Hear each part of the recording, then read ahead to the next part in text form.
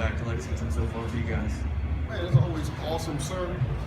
Anytime I can come back and be with my former teammates, love these guys, man. We were a great group.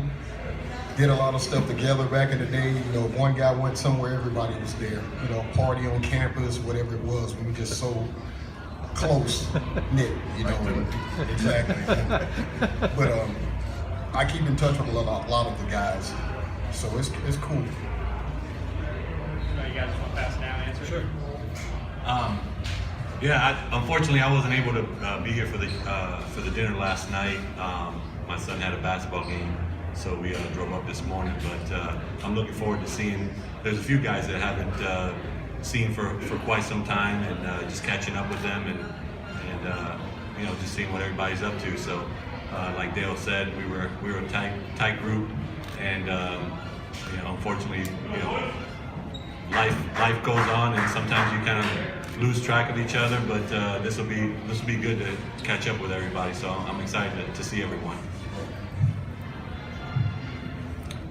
For me, I actually live here in Lexington, so I'm around the guys and the team and stuff like that quite a bit.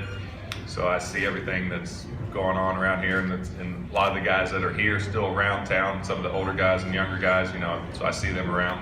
But it's nice to come and, you know, be a part and see these guys come back. I haven't seen Gimel for, I don't even know how long. I mean, it could be 7, 10, 15, 12 years, something of that nature. It's been a long time.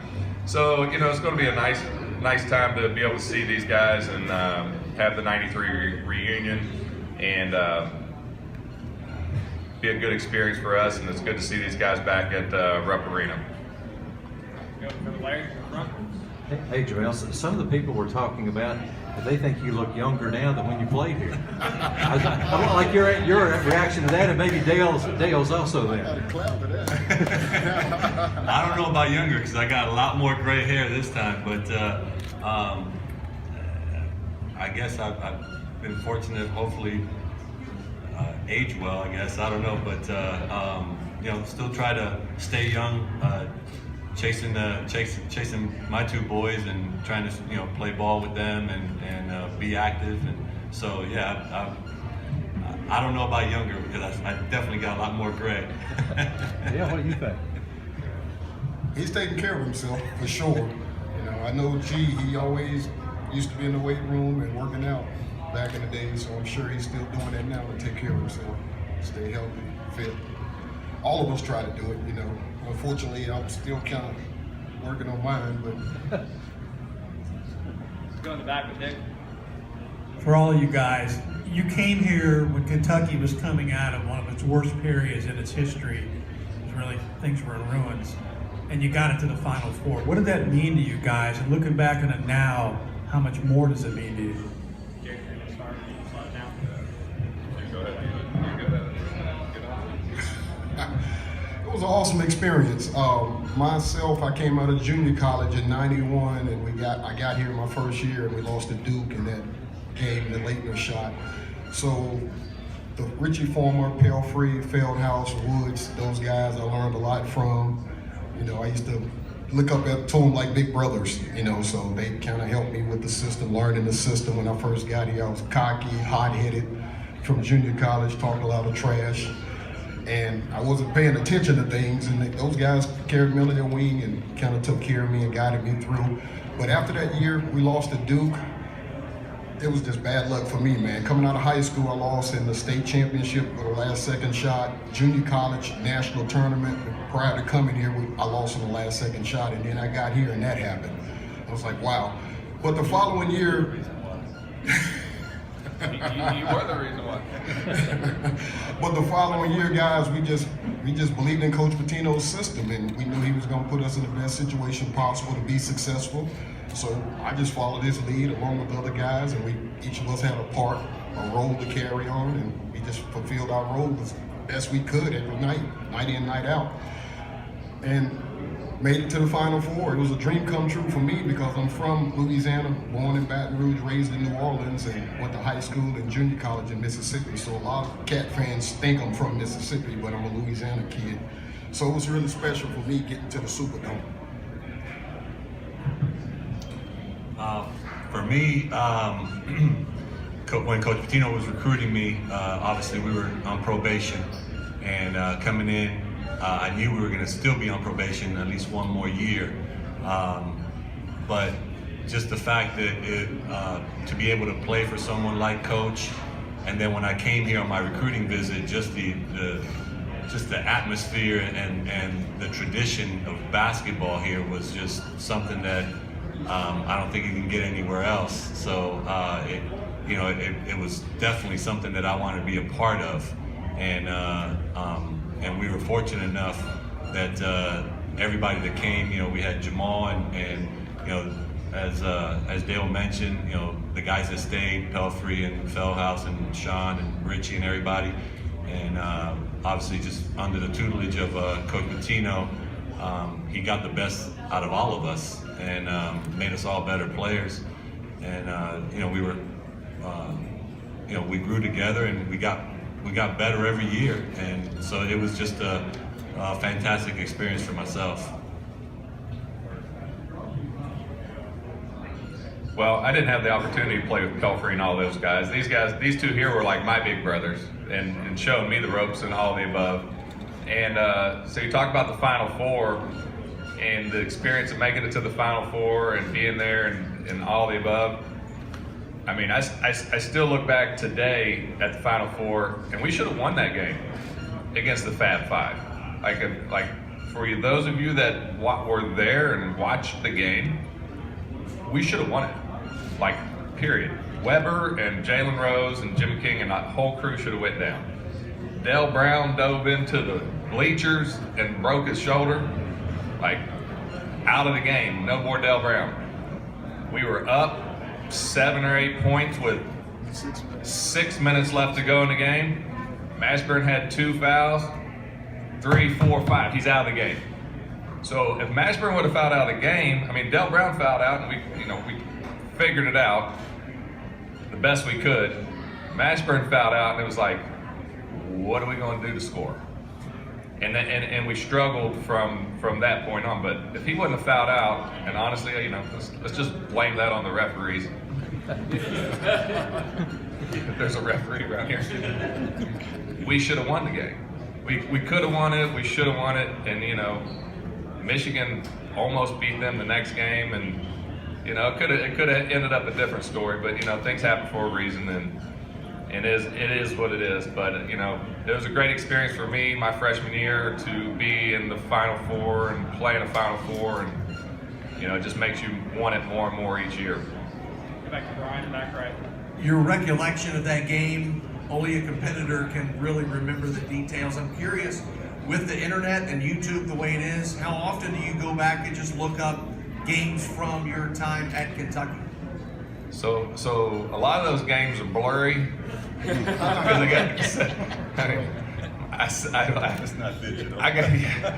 got a 12 and a 9-year-old and a 5-year-old, and I'm like, look at my game. And they're like, can't hardly see it. So it's tough. They're just now getting to the point where they can understand understand that their dad played basketball in the UK and the little things like that. But I don't know, just the technology that's come forth over the last 20 years is just, it's amazing. So that's all I got to say on that one.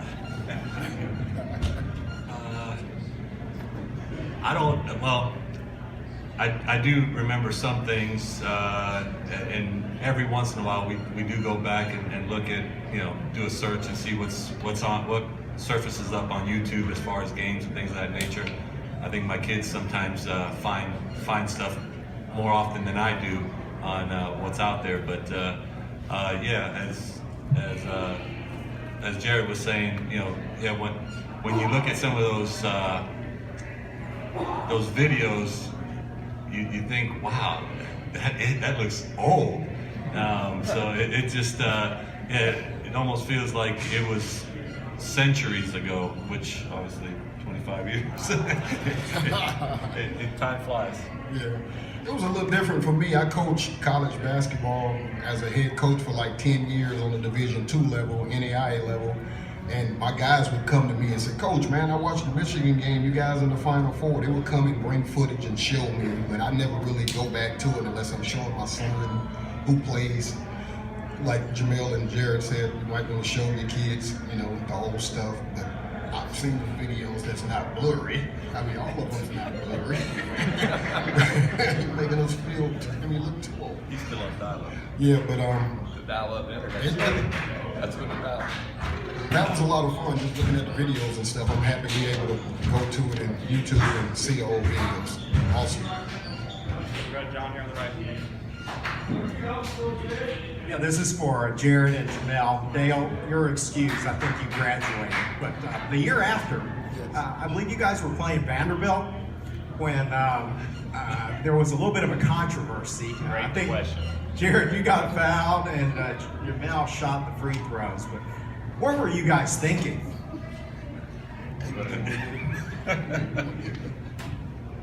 I don't remember what you're talking about. I thought it was me.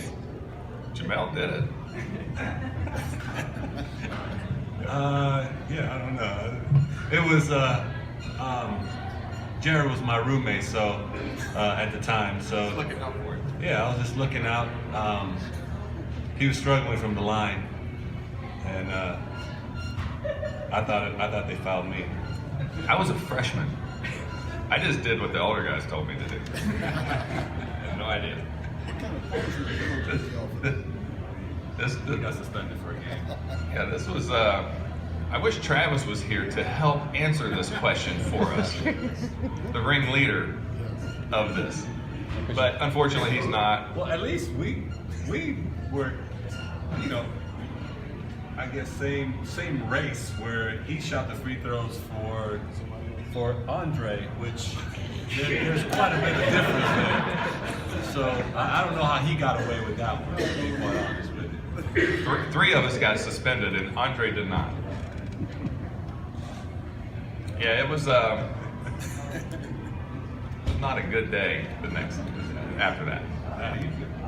All I want to know now, I guess you could admit it, Coach denied knowing anything about it, said it was all you guys. He didn't even know who had fouled, who shot. I just wish Travis was here to talk to. What about it, Joel? Yeah, he when he did find out,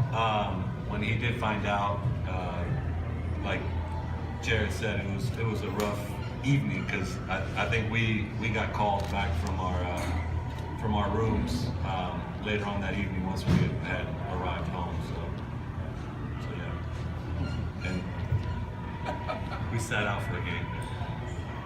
All right, guys, we got any other questions? Go back to Dick one more time.